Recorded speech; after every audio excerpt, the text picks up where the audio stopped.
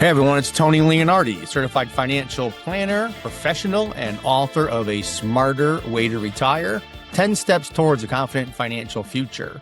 Back with another episode of A Smarter Way to Retire. If you have a large IRA that you don't need to spend, this episode could change the way you think about how you leave it to your kids. First, a little update from the garden. We had a pretty good year in the garden this year, especially with the tomatoes. For the past 2 weekends, we've been canning whole Roma tomatoes, tomato sauce, and for a little twist in this Italian household, salsa for the first year, using our heirloom tomatoes, jalapenos, and garlic from the garden, cilantro, onions, lime juice. It came out really good. It's delicious.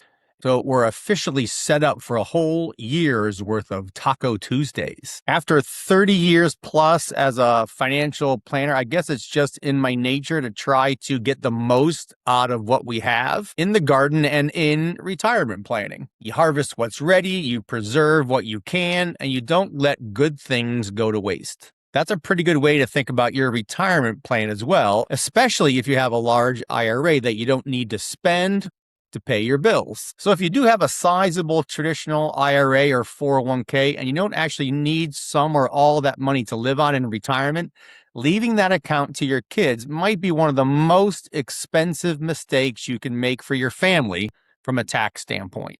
Why is that? Well, in many cases, the IRS ends up with a very large bite, sometimes close to half, sometimes more of what you thought you were leaving to your family. So today I want to talk about why this happens, show you some real world numbers, and then talk about what you can do instead to maximize your harvest. When you pass away with a traditional IRA, your children will inherit the account if you name them as beneficiaries. But unlike a brokerage account or real estate, they do not get a step up in basis. On top of that, under the current 10-year rule, most non-spouse beneficiaries have to empty the entire account within 10 years of your death. That creates two big problems. Number one, the money gets taxed as ordinary income to your kids, whether they need it or not. Those withdrawals to your kids often happen while they're in their highest earning years, while they're already in elevated tax brackets, and sometimes that pushes them into even higher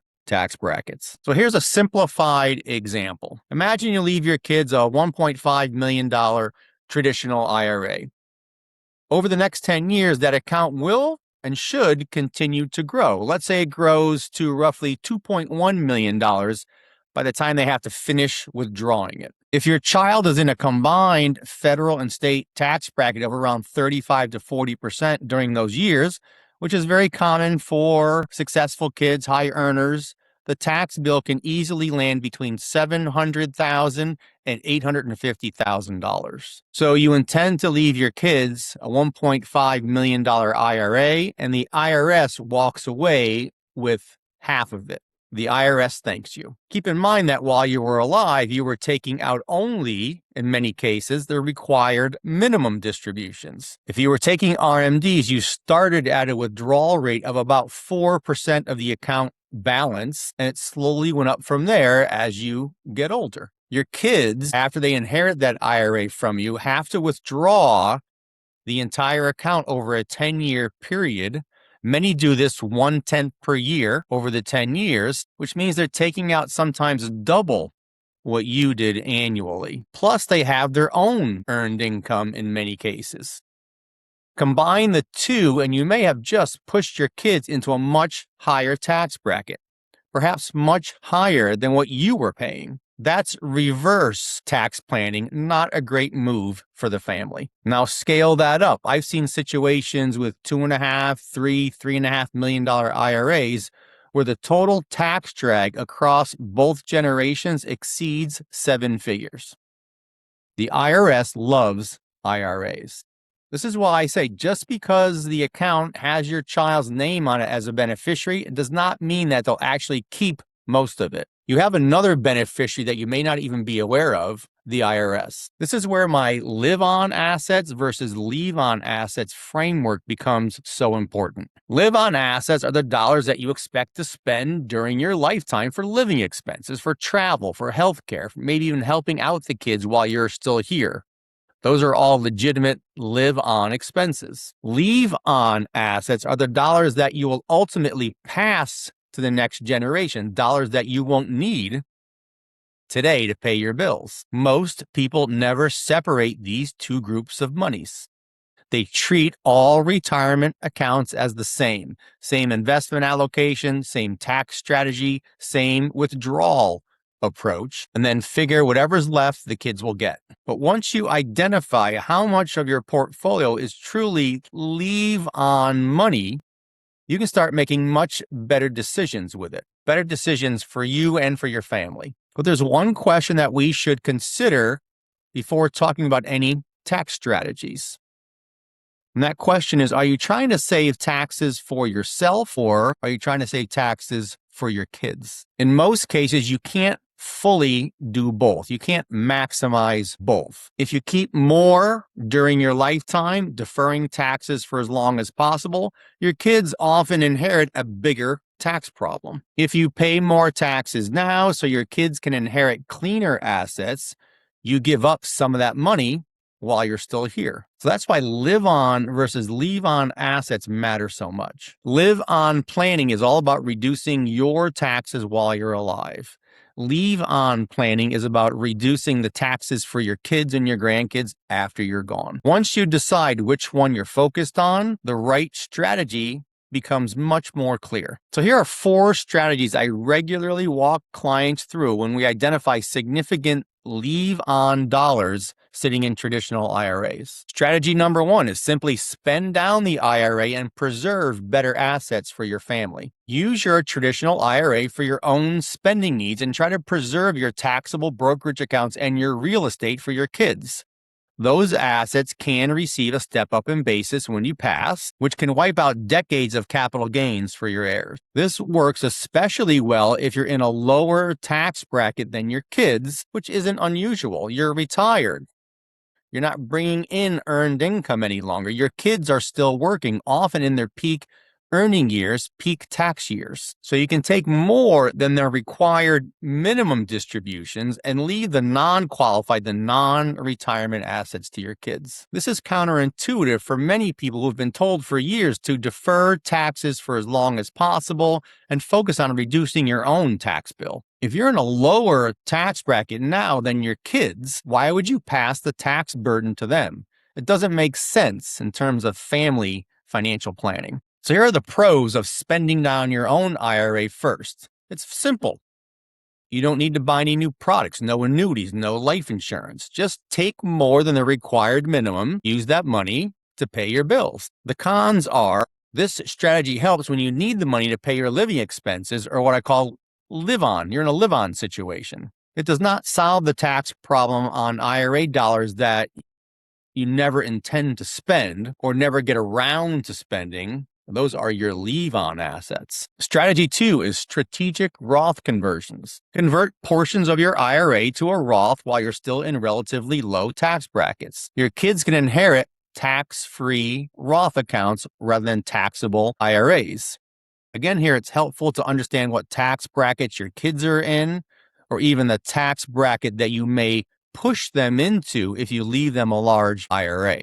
If your tax bracket is below their tax bracket, it may pay off for the family to convert more to a Roth IRA than you originally planned for. The pros to this strategy, it's clean and it's powerful for the next generation. The cons, you have to pay the taxes now, and many people don't like writing a large check to the IRS, even if it saves the family money over the long term. You also have to be careful not to push yourself into higher Medicare IRMA brackets or higher tax brackets. A good financial model will help you here answer these concerns and questions. Trying to do this planning without a detailed cash flow and tax model is like trying to drive at night with no headlights. You can do it, but I wouldn't recommend it. Strategy 3 is take distributions and reinvest the net amount. Take money out of your IRA that you don't need. Pay the taxes, reinvest the net amounts into taxable brokerage accounts. That new account can eventually receive a step up in basis for your kids. The pros, this is easy. Again, no insurance or annuity products required. The cons, you lose the tax-deferred growth on the money you withdrew, and you still pay the tax now. This is really a tax rate decision between generations. The question you're asking is it cheaper for me to pay the tax now or for my kids to pay the tax later? Strategy number 4, which is often the highest impact strategy, life insurance replacement. What do I mean by this? This is the core idea behind what I call the smart legacy tax shield. You take distributions or use your RMDs from your IRA, pay the tax, use the net amount to fund a life insurance policy. Your children then receive a tax-free death benefit instead of a taxable IRA. In many cases, the tax-free life insurance benefit can replace or even exceed what the kids would have received net of all the taxes that they would pay to the IRS. The pros here are that you can create a much more tax-efficient transfer by leaving tax-free assets to your kids with no 10-year withdrawal rule. The cons, obviously, requires qualifying for the insurance, so you need to be healthy and you have to pay ongoing premiums. It's not right for everyone, especially if you have health issues. But if you're healthy, this could be very powerful for your family. I recently worked with a couple in their 70s that had about $2.4 million in traditional IRAs. After running their plan, we determined that roughly $1.1 million was true leave-on money. They were very unlikely to need it during their lifetimes. If they did nothing, their kids were looking at a projected tax hit of well over $800,000 across the 10-year withdrawal window, including growth. By implementing a version of the Smart Legacy Tax Shield approach, we were able to reposition a portion of those dollars so that the next generation stood to receive significantly more after-tax, net after-tax money while still keeping the parents' lifetime income and lifestyle protected. That's the power of treating leave-on money differently. So why do most people never address this or never fix this problem? There are usually 3 reasons. 1 is they just don't realize how large the tax bill will be for their kids. 2, they never separated live-on versus leave-on assets. Or 3, they just assume, hey, my kids will deal with it. They'll be fine. But once you run the actual numbers, most people become much more motivated to make a change. I've put together a guide called the Smart Legacy Tax Shield Playbook. Walks you through these concepts in plain English. If you'd like a copy, just reach out and let me know. It's also available on my website under books and guides.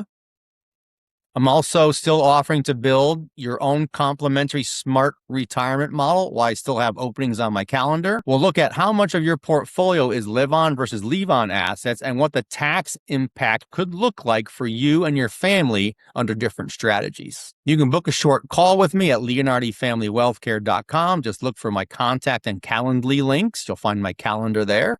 So if you have a large traditional IRA that you don't need to spend for your own expenses, leaving it to your kids is often one of the least tax-efficient things you can do for them. The first decision is simple. Are you trying to save taxes for yourself, or do you want to save taxes for your kids? You usually can't maximize both. Then separate live-on money from leave-on money. Once you know which dollars are truly meant for the next generation, you can choose a better path for your family. Spend the IRA first if you need the money. Convert to Roth if paying the tax now makes more sense. Take distributions and reinvest the net amount, or use the Smart Legacy Tax Shield strategies to help replace a taxable IRA with a more tax-efficient gift for your heirs. But don't guess at it. Run the numbers. A good model will show you which of these strategies could leave more for the people that you care about. Thanks for listening, and remember, there really is a smarter way to retire. I'll see you next week. Securities and investment advisory services offered through Osaic Wealth, Inc., member FINRA SIPC. Osaic Wealth is separately owned, and other entities and/or marketing names, products, or services referenced here are independent of Osaic Wealth. The opinions expressed herein are for general information only and is not necessarily the opinions of Osaic Wealth or its representatives. Investing is subject to risk, including loss of principal invested. Past performance is not a guarantee of future results. No strategy can assure a profit nor protect against loss. It is not intended to provide specific advice or recommendations for any individual. Please consult your financial professional, attorney, or tax advisor with regard to your individual situation.